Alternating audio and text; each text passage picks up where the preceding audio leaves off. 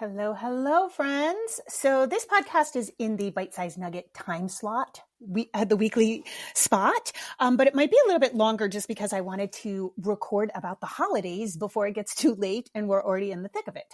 So if you're here in America, we have Thanksgiving coming up and then Christmas. And of course, December is just going to be crowded. Number one, because it's my birthday, December 9th. And so I think December's for me. But we know, like, especially if your child's in daycare or preschool or kindergarten, you're going to have or even older grades, you're going to have Christmas shows and pageants and dress up days at school. And so, like, it's just going to be a clusterfuck. So let's talk about a few things. Number one, because you might be starting your shopping for Christmas, let's talk about shopping. I just did a reel about this on Instagram, but I know a large part of my audience is not on social media, and I love that for you guys. So I will repeat it here. So when I was growing up, I was we were very poor for quite a few years, and my mom could not afford anything, and my father wouldn't give her money. And that's a whole nother story that I could go into. I won't talk about it now, but my father was withholding, and my mom had been a stay-at-home mom since she was 20 years old. And so she was on her own with 3 kids, and she was broke. I'm talking like no heat, no like holes in our shoes, that kind of broke. And my mom was great. She could make anything kind of fun. Like sometimes we'd have just pancakes for dinner because that's all she could afford was like flour. But she made it always seem fun. Like we're having breakfast for dinner, you know? So she did have a way of making being poor fun. And so for Christmas though, she couldn't afford anything. And so she would get us necessities. She would get us, like, you know how underpants come in like 6-packs or socks. She would get us underpants and socks, and she would wrap everything individually. So we had a lot of presents to open without having a lot of actual gifts. And she couldn't afford wrapping paper, so she used the comics from Sunday paper. And we did not care because on Christmas morning, kids want to open presents and they don't really care what's inside. It's the opening, right? So that in and of itself was like great. Then our stockings, she had knitted our stockings. It's a very common Gen X pattern. It's got like a Santa coming out of a chimney. Like I see it all over social media. And they're stretchy. It's made of this yarn that's like super stretchy. And so they're almost impossible to fill. And so my mom would put oranges, like 5 oranges to like fill the bulk of the stocking. And it was such a treat because we were, number one, we were poor. Number two, supermarkets were not what supermarkets are today. Fruit was a rarity, and fruit out of season was a rarity. So like if you wanted oranges, like you needed to know a cat in Florida. Like everybody knew somebody in Florida who would like bring them a box of oranges. But that's how it worked. And so I kind of slipped this in to let you know, like, how fruit has become for kids is like wild. And I know parents are like going broke buying berries for their kids because berries are not in season. Berries are in season for a very small amount of time. And so like, this is part of the problem with overconsumption of fruit. Anyway, my mom wouldn't buy us fruit. Like we loved it. We would chow it down. And she was like, I can't afford it. It's like, if you guys eat it so fast and it doesn't last, and it was just like not a big deal. And I'm sure we got all our nutrients. So anyway, we'd get oranges, which was a treat, of course, in December. And so that was it. And we had a blast. And so number one, I'm saying that to like, remember this, especially for under 6, like buy secondhand, buy pre-loved. I love that people are calling it pre-loved now. Secondhand is so good for kids, right? And you can usually get higher quality toys because the toys that last to be secondhand can be awesome. Consignment shops may have some really good stuff. You can buy household items for toddlers. So you can buy them a remote without a battery. You could buy them a whole set of keys. You could get them a bottle brush. You could get them a turkey baster is the best bath toy in the world. You can get them all these things that they always want to play with, and this will save you tons of money. And I know everybody's in a financial pinch right now. So more than ever, I propose that we all scale back to like the coziest Christmas that we can. I think the Norwegian word is hygge, I think is how you pronounce it. Hygge. Hygge. Hygge. I can't remember how to pronounce it. But anyway, it's the idea of being cozy, right? Like soft lighting and just a feeling of coziness. And I want to bring the holidays back to that, okay?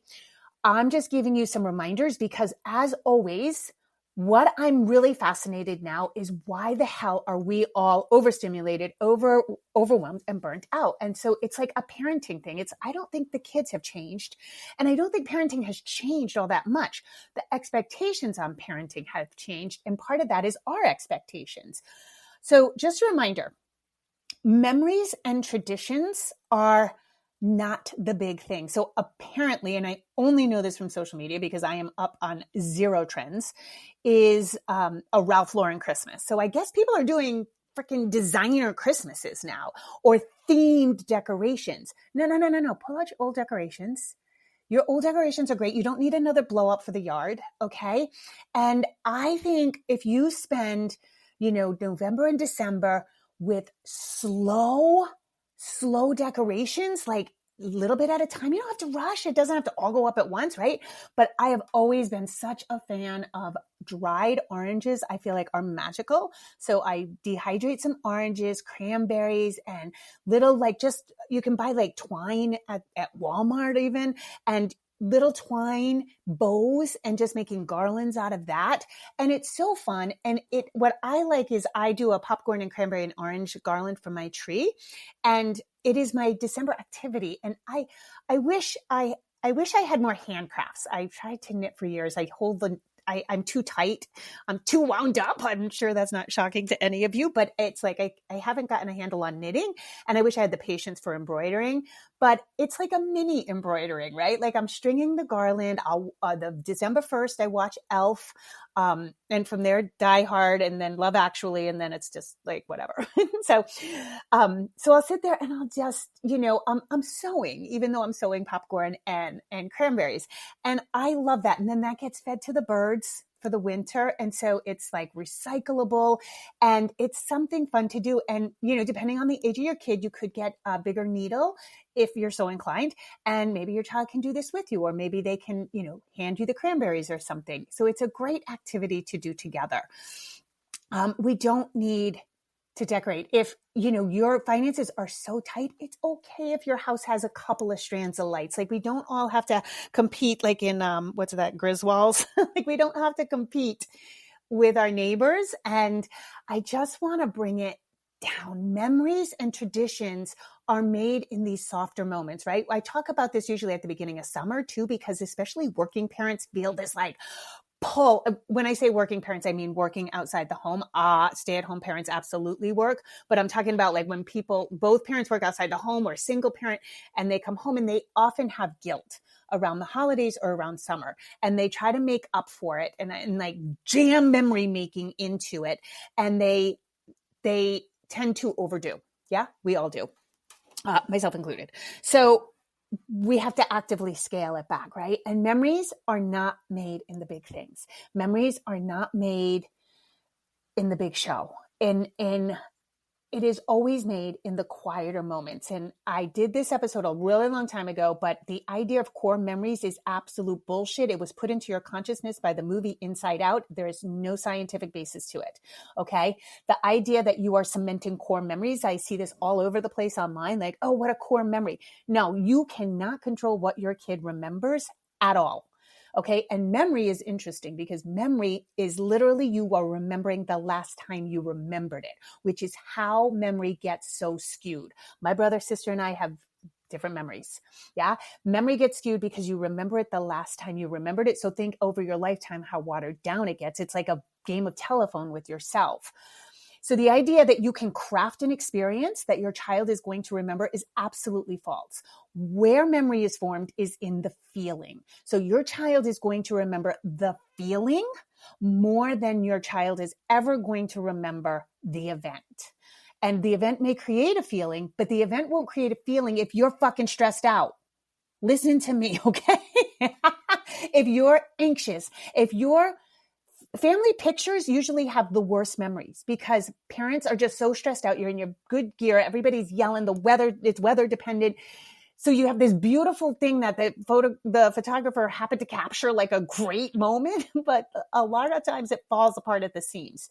So remember that, okay? Happiness equals reality minus expectations. I think a lot of our expectations around the holidays come from childhood wounds. I think, or, there's a societal thing, there's a consumerist part of that, of course, but I think it comes from childhood wounds. And so we oftentimes try to fix that unconsciously. And I'll give you a really good example. So when Pascal was little, I was uber conscious about toys and what came into his life. And, I'd say for the first years of his life, I was probably that obnoxious, crunchy mom, but I don't know. People still seem to like me, so maybe I wasn't so obnoxious. But I was very, very strict about his toys. And I was, people would ask, and I would give very specific examples. And I wanted open-ended, I wanted, blocks, classic toys, nothing with bells and whistles and batteries. And I know my family mocked me for that. But what would happen is, because we were poor, right? When Pascal was younger, I would be very, very careful. And of course, if you're buying toys like that, they are usually more expensive. And so there would be, maybe 2 or 3 toys, maybe 4. And inevitably, I would be so strong about this in October and November and buying. And then inevitably, a week before Christmas, I would look at the presents under the tree or imagine them under the tree and be like, it's not enough. I wanted my kid to feel the abundance of a lot of things under the tree. Now, he's one kid. And I'm one person. Like, my mom and dad would help him buy stuff for me, but like, the tree's going to naturally not have a lot under it, right? But no, my childhood wound just kept showing up, and I would run out and buy him crap.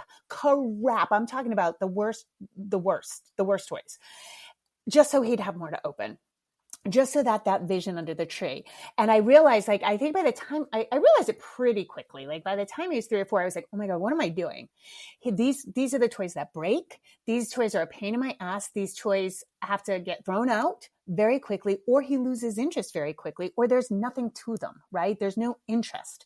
So I was like, stop buying the crap. And I had to, the next 2 Christmases after that, I had to be really strict with myself, because the impetus to fill the bottom of the tree, I was I had to do a lot of inner work. So just notice that in yourself, okay? Especially if you had a childhood full of lack, or maybe a childhood full of abundance, and now you have lack and you feel like you have to live up to this expectation that was your childhood. So I think it works both ways.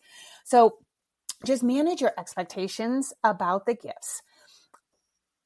Memories, let's go back to memories, right? So your kid is going to remember so much more about this season if you make it cozy, if you slow it down. Oh my God, make hot chocolate. Let me tell you your best hack, your parenting hack for Christmas, for holidays, for making something special: real whipped cream. Just get some heavy whipping cream, whip it up. Oh my God, it makes it an instant party. So hot chocolate with fresh whipped cream. Oh my God, maybe some mini marshmallows, maybe a candy cane if you're so inclined. That, and sitting down and watching Elf can be magical, or whatever movie you might watch, right? That family time, maybe get blankets and a fort going on. That is going to have more impact than anything else. Driving to a neighborhood and doing a slow stroll around the lights, that will have more impact. Pack hot chocolate. There's so many things we can do to make something special and memorable without trying to overcreate that memory. So just get that out of your head right now, that you can create the memory, because you can't. And I did a reel about this, and people chimed in. It was hilarious, because people chimed in, they would go to Disney, and the kid remembered the bus ride from the park to the parking lot. They brought their kid on a safari, and their kid was obsessed with a fly on the window. You know what I mean? And that's all they talked about afterwards. So we forget that. We think we're giving them this huge impact, and it's the small things that impact them. One of our best memories was, we had a Bing Crosby Christmas album. It's the classic album, and we just loved it. The B side, I think, had all the really classic, boring ones. And then there's, at whatever side it was, had all the fun songs. Santa Claus is Coming to Town with the Andrews Sisters. And Bing Crosby sings, "May Your Days Be Merry and Bright." White Christmas, right? It must be so. And the record had a skip. So every time we played it, was "May your days be merry, be merry, be merry." And that's how we sing the song as kids. And that has become the fondest memory. And every year now we play that. And now, since my mom died, we play it in honor of her. And we crack up. And it reminds us of a time of resilience, because we were so broke and so poor and got through it, and all bundled up because we had no heat. And it's the best memory. And it's not just a memory of joy, it's a memory of coziness and resilience through the holiday season. And so these little things are what make the memory. All right. So I said memory and traditions. Yep. Traditions can be just your ornaments, guys. The ornaments every year, taking out your ornaments, reliving who gave who what, right?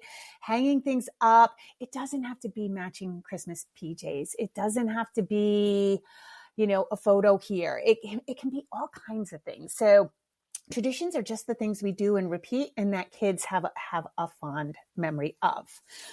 All right, let's go back to presents. Presents. Both forms of the word. Your kids really want you. That's what they want for Christmas. They want your presence and they want to be with you connected. And the younger they are, the more they want this. And actually, the older they are, we sort of have to we pretend like we force it down their throats, but they really eat it up. They thrive on that.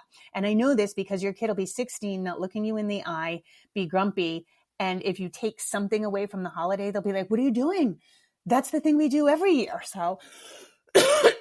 So they are invested, even if they act like they're not. Let's talk about gratitude, okay? Because this comes in on Thanksgiving, all the gratitude posts and teaching our kids gratefulness. This is a year-long project. So don't, if you're not gracious and full of gratitude during the year, don't bust this out of your ass for Thanksgiving. It's really useless. Maybe it makes you feel better.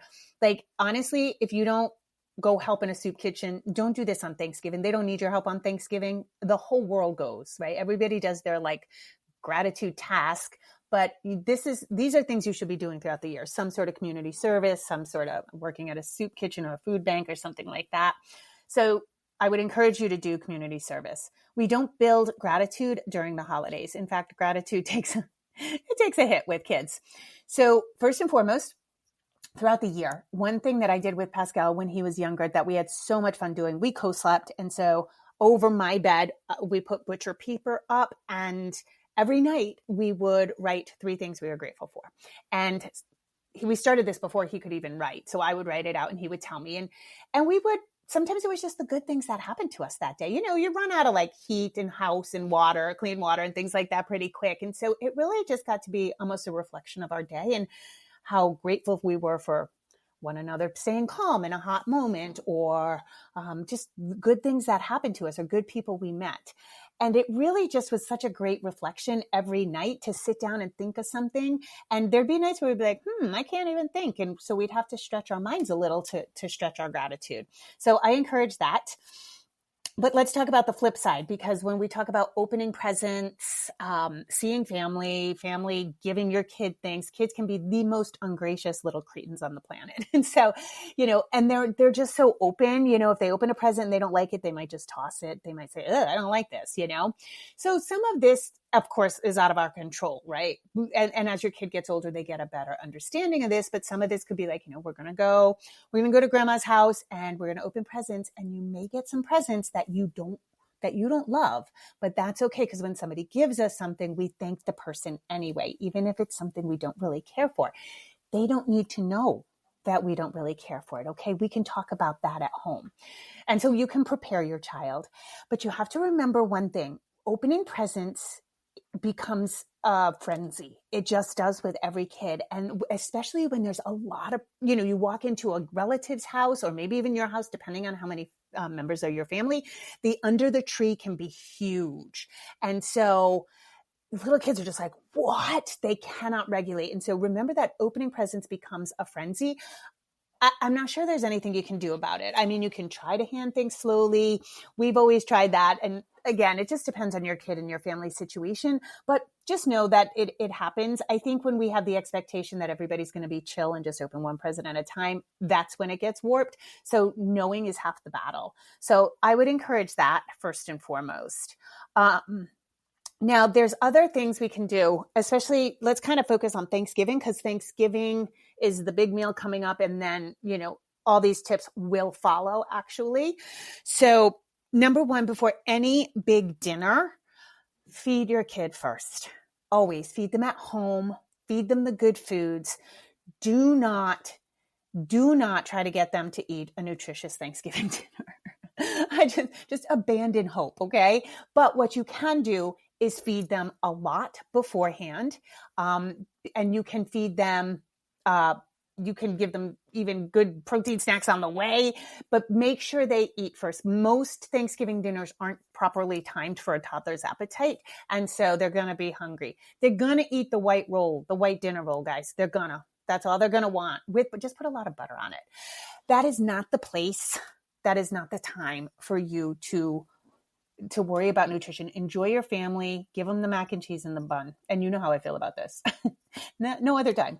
So it is also not a place for you to try to uphold your parental values. So I know this, I know this personally because I really parented outside of any of my family members' paradigm. So I was definitely mocked. I was definitely laughed at. And I was, people didn't understand. And what I learned on the holidays was just shut up. Like, now is not the time for me to expound upon my nutritional knowledge. Now is not the time for me to expound upon, if somebody yells at my kid, I'm going to say, excuse me, we don't yell at my kid, and if anybody tried to, I don't know, smack his bottom or something, I would say something, but that never came up. But definitely, I think around the dinner table, things like if you care about the food and your people are just eating shitty, it can be sometimes a place where you might want to fight for your parental values, and you don't have to, not at family affairs. Okay. So, and never mind political. I don't even know. Does anybody talk politics on Thanksgiving? So that's number one. So just don't fight anything. So, and I call it smile and nod. If people are telling you how to parent, if people are telling you something about your parenting philosophy or what your kid, and it's not true, I just say smile and nod. You're welcome to fight it if you want. And some families love fighting. I just feel like for me, it was not the place to start pontificating on my thoughts, because I would get aggravated, and I would probably get aggravated at my family members, and I'd prefer to just, yeah, thank you. I'll take that into consideration. Okay. So the next thing, if you do have to reprimand your child at a family function, Thanksgiving dinner, whisper to them. And this is, of course, referring to if you go to somebody's house or somebody comes to you. I'm talking like full dinner tables. If it's just you and your family, clearly these are things you don't have to worry about. Whisper your reprimand. I think this is always good in public or around a lot of people, is when we are sharp with our kids in front of a lot of people, they will react, because they'll feel shame at being reprimanded in front of everybody. And also you will get some adults, especially older people, like piling on. So one kid gets one adult reprimanding them. Okay. And this is something that goes for spouses. I know it's a problem, but if you reprimand your kid, your mother-in-law might be like, yeah, Jack, your mom told you this, and you don't need that. Your kid doesn't need that. So I have always found it the most successful to just go to your kid, get down on their level, whisper to them like, hey, you're kicking the table and you're playing, you're banging your silverware and it's hurting people's ears. So I'm going to take your fork for now. And when your dinner comes, I can give it to you. Yeah. Do you think you can control it? Okay. You can keep your fork. You can just whisper. Okay. And that I find is so much more successful. There's a lot of shame when a kid is publicly reprimanded. Okay. Leave on a high note. This goes for all activities. And again, the younger your child is, the more this is necessary. It is very tempting. And it is very tempting for you, the parent. Maybe you're sitting down for the first time in fucking 2 years. Maybe you have a glass of wine, you're relaxing. Maybe, the carbs are getting to you and you want a little nap. Like, everything's great. The pie's coming and your kid is doing okay. Your kid's doing great. And so it can be really hard to leave on a high note. But what most parents do is leave on a very low note. And then the last memory is your kid being surfboarded out to the car, kicking and screaming about the car seat, melting down, tears streaking down their face. It's just like, so, and that may be all your kid remembers. Remember that time you dragged me out to the car, right? So I always think it's best to leave on a high note, because then also you get some good connection time with your kid. And again, depending on your holiday, if it's a clusterfuck of a day, you get home, do you really want to be dealing with an overtired, cranky, miserable kid? Like, no, it's like Thanksgiving or it's Christmas Eve. You want to go home and read a story and be peaceful, right? So as challenging as it can be for us, the parents, I think in the younger years, it's really good to leave on a high note. Just again, I know you might be having a good time. And by the way, you're welcome to stay, but then you can't blame the kid when there's a fallout. But I think that most parents wait till the child gets cranky and they're like, oh, we got to go. And then it's a rush to get out and it just never ends well. On that note, especially the under 6, but even the older kids, bring PJs, have them in their PJs before you leave. That helps so much if they fall asleep in the car seat or just the whole nighttime routine. You leave on a high note and they're in their PJs, you get home, oh my God, you're already ready for bed. You can snuggle, read 2 stories, go to the bathroom, done. It's so much easier. So those are my little parenting hacks. I just want this to be the coziest holiday for you guys. And I think if we all just scale back, it'll be so much more fun. It'll be so much more fun for your kids, so much more fun for you. I've been promoting slow holidays for a long time. And I think this year is almost imperative with the economy the way it is. And I think the way we're just so fast paced with our kids, with everything, with life, I think if we take this as an opportunity to renew, I think that would be not easy, but it's what I wish for you guys. Okay, as always, put down your phone, rock on. I thank you for listening. Have a great day.